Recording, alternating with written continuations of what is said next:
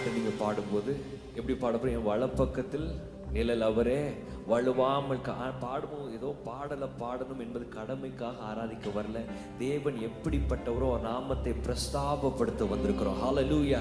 ஆண்டவர் எப்படிப்பட்டவர்